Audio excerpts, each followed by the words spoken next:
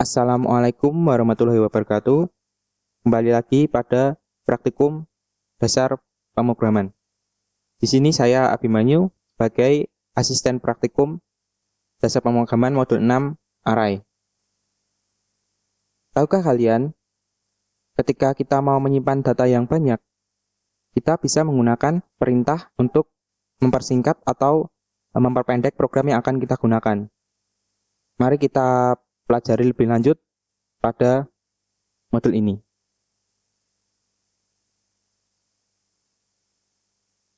Apa yang akan kamu lakukan jika diminta untuk menyimpan banyak data di program? Misalkan kita ingin menyimpan nama-nama teman, data kontak seperti pada ilustrasi berikut ini. Mungkin saja kita bisa menyimpannya seperti ini. Hal ini boleh-boleh saja. Akan tetapi masalahnya, gimana nanti kalau ada banyak sekali data? Pasti capek kan bikin variabel terus? Karena itu, kita membutuhkan array. Apakah itu array? Mari kita bahas lebih lanjut. Dalam pemrograman bahasa C, menyediakan struktur data yang disebut array, yang dapat menyimpan koleksi elemen berurutan dari jenis yang sama dan berukuran tetap. Setiap array memiliki nilai-nilai yang disebut dengan elemen. Array hanya dapat berisi unsur-unsur dari jenis yang sama. Dengan kata lain, kita tidak dapat memiliki sebuah array yang memiliki nilai float, char, dan integer secara bersamaan. Untuk struktur array bisa dilihat pada bagian bawah. Kotak merah adalah untuk integer, kotak kuning untuk float, dan kotak hijau untuk char. Nah, ketika kita mau menggunakan array, kita harus menentukan terlebih dahulu data yang akan kita gunakan. Misal, kita menggunakan integer. Data yang ada di dalam array tersebut juga harus integer. Kita tidak bisa menggunakan bermacam-macam data, atau kita tidak bisa menggunakan penggabungan data. Misal, integer digabung dengan float itu tidak bisa. Kita harus menggunakan salah satu tipe data saja. Misalkan untuk integer ya integer saja, float ya float saja, atau char ya char saja, seperti itu. Kemudian, setiap data dalam array itu memiliki tempat untuk penyimpanannya masing-masing. Untuk membaca data dalam array, kita membutuhkan yang namanya indeks. Seperti yang ada di kotak merah itu namanya indeks. Ingat, indeks array selalu dimulai dari angka 0 yang paling kiri ini. Kemudian bisa dilihat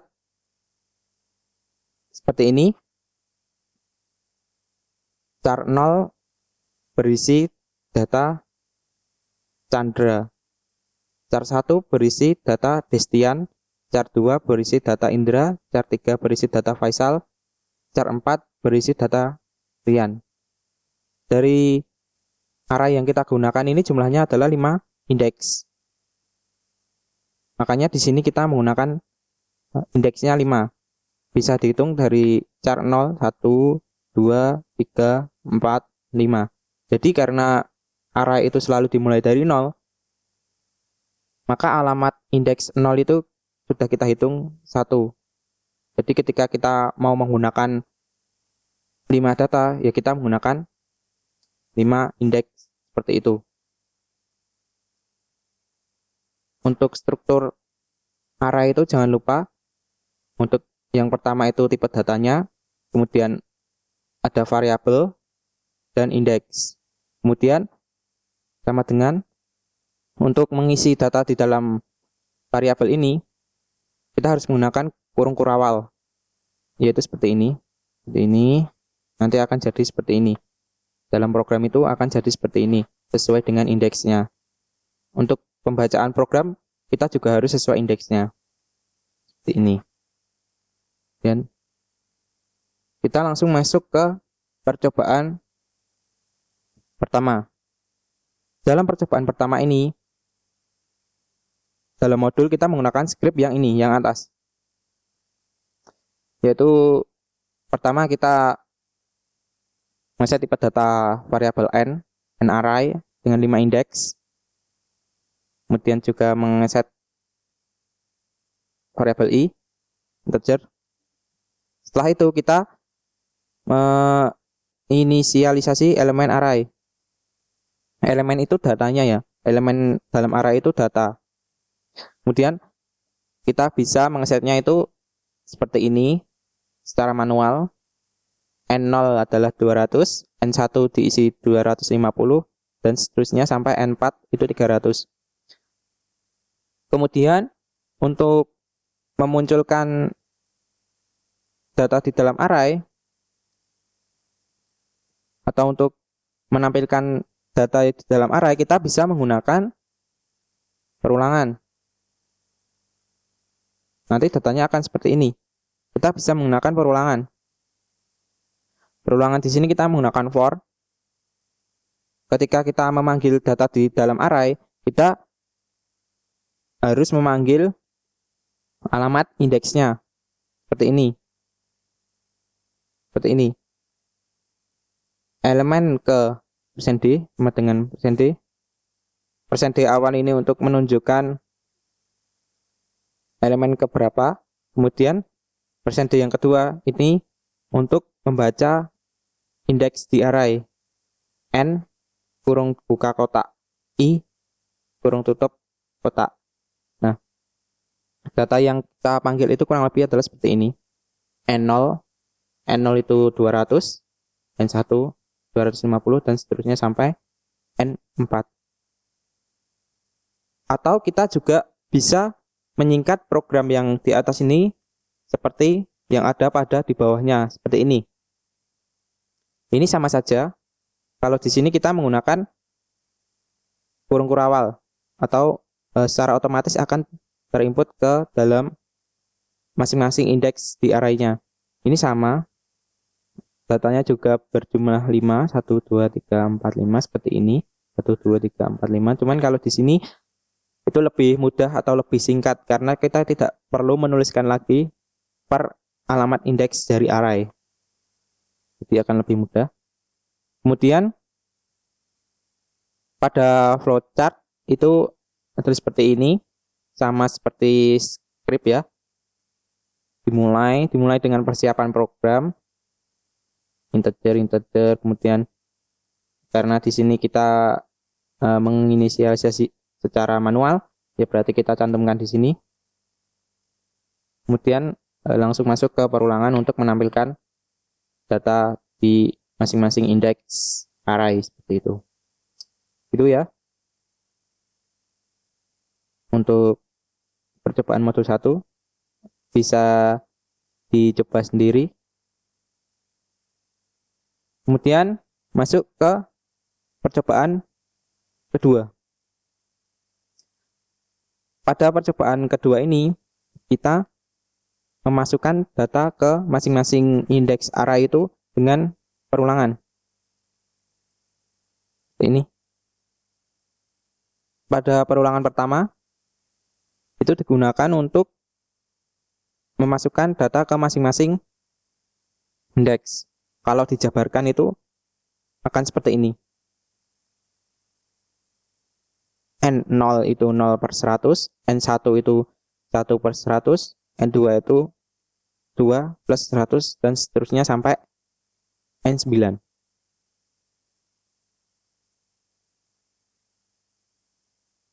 Bisa kita lihat perbedaan dari percobaan pertama dan percobaan kedua. Dalam percobaan kedua ini kita sudah menggunakan input array secara otomatis atau secara singkat, itu langsung masuk ke masing-masing indeksnya dengan menggunakan perulangan seperti itu. Kemudian untuk menampilkan data di masing-masing array, kita juga menggunakan perulangan lagi seperti pada percobaan pertama. seperti ini. N, kemudian untuk indeksnya kita menggunakan variabel J. Ini tadi. Jadi tampilannya akan seperti ini. Elemen ke 0 itu 100 karena di sini 0 ditambah 100. Kemudian elemen ke 1 itu 101 dan seterusnya sampai elemen ke 9 itu 109. Untuk flowchart-nya itu tidak jauh beda dengan percobaan pertama. Cuman di sini pada percobaan kedua itu ditambah perulangan. Pertama itu untuk memasukkan data ke dalam array. Di sini bisa kita lihat. Di sini terjadi proses memasukkan data ke dalam array. Itu terjadi di sini, proses itu disimbolkan dengan kotak ya, di panjang. Dan di bawahnya itu untuk menampilkan. Gitu. Setelah kita melakukan percobaan pertama dan kedua, sebelum masuk ke percobaan ketiga, kita mengenal yang namanya array multidimensi. Apakah itu array multidimensi? Nah, array multidimensi itu adalah seperti ini. Ini dicontohkan dengan array 2 dimensi, yaitu berisi baris dan kolom. Di sini angka indeks 3 ini untuk menunjukkan baris dan indeks 4 untuk menunjukkan kolom. Pada elemen kita memasukkan data secara otomatis. Di sini kita menggunakan beberapa kurung kurawal. Kurung kurawal yang luar ini untuk membatasi data array A, variabel A. Kemudian kurung kurawal yang dalam itu untuk membatasi per barisnya. Bisa dilihat di sini barisnya itu sesuai warna. Untuk merah itu untuk baris ke-0, biru untuk baris 1, dan hijau untuk baris 2. Sedangkan untuk kolom itu dipisahkan oleh tanda koma. Di sini data 0 itu masuknya ke kolom 0, data 1 masuknya ke kolom 1, data 2 masuknya ke kolom 2, data 3 masuknya ke kolom 3, kemudian dan seterusnya sesuai dengan barisnya. Kalau baris 1 ya angka 4 masuk ke kolom 0 dan seterusnya. Seperti itu. Di sini bisa kita lihat juga pada tabel kebenaran. A, baris 0 kolom 0 itu datanya 0. Ini, yang ini. Kemudian A, baris 0 kolom 1, datanya 1. Seperti ini.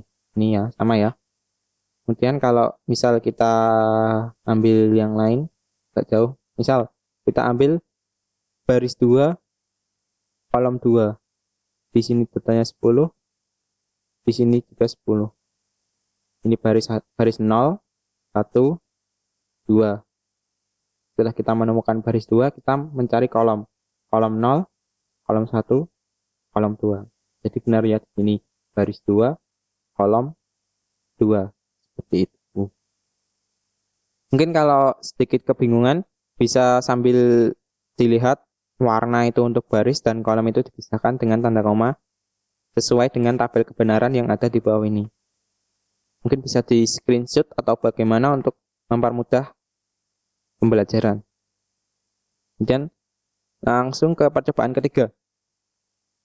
Pada percobaan ketiga kita menggunakan 5 baris 2 kolom. Jadi tinggal kita tambah saja kurung kurawal yang dalam itu jumlahnya 5. Kemudian untuk kolomnya karena 2 kita menggunakan tanda komanya 1 per elemennya. Itu.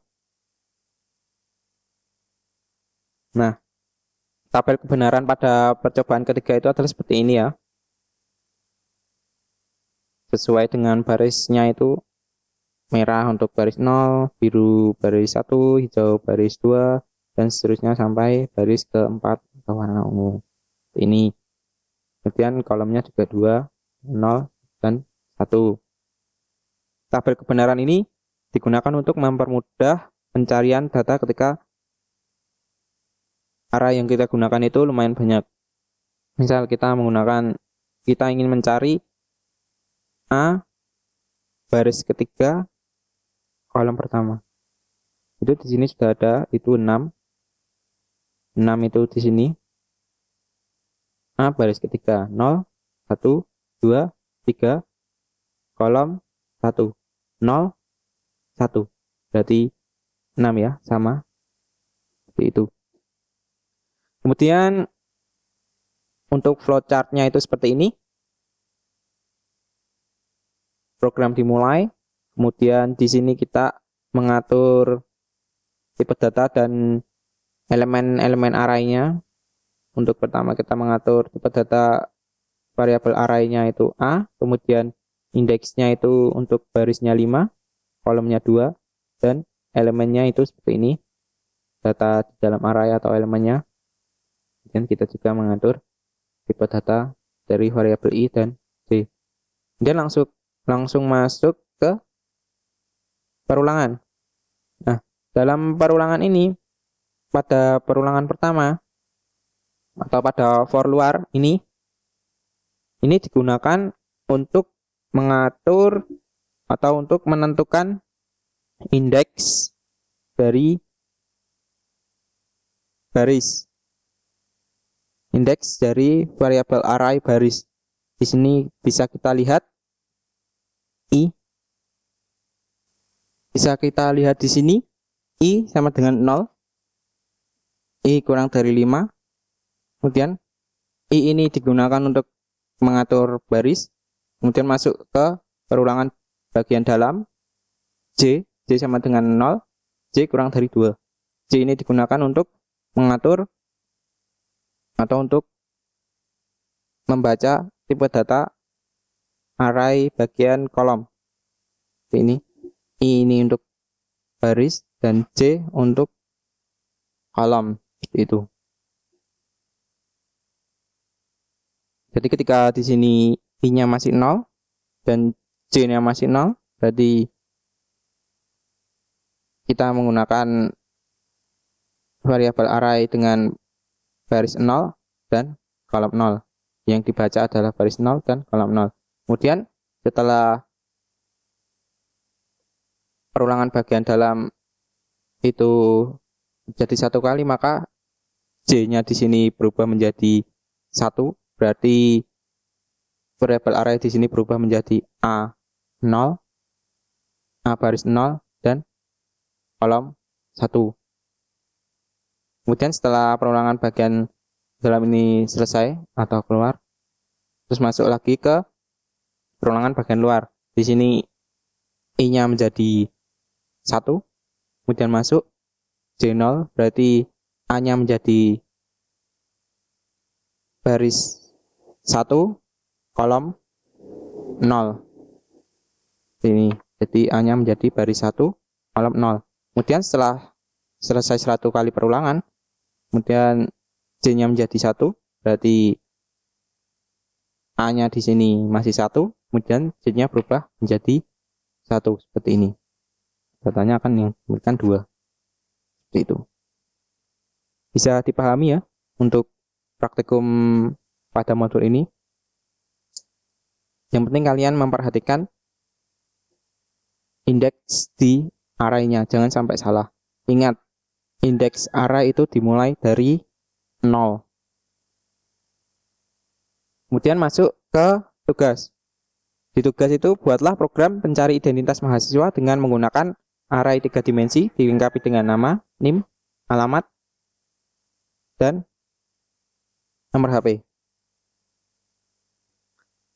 Nah, di sini ada beberapa hal yang harus dicantumkan. Antara lain nama. Mungkin nama dan NIM ini nanti bisa digabung menjadi satu saja. Atau mungkin nama bisa digabung dengan alamat. Kan ini kita menggunakan 3 dimensi, berarti kita menggunakan 3 indeks, yaitu indeks pertama, indeks kedua, dan indeks ketiga. Ini 2, ini 3, harusnya 2. Ini indeks kedua dan ini indeks ketiga. Nah, mungkin di bagian nama ini, di bagian indeks pertama digunakan untuk menyimpan NIM mungkin, atau terserah kalian, NIM. Kemudian indeks kedua kita bisa menggunakannya untuk menyimpan nama.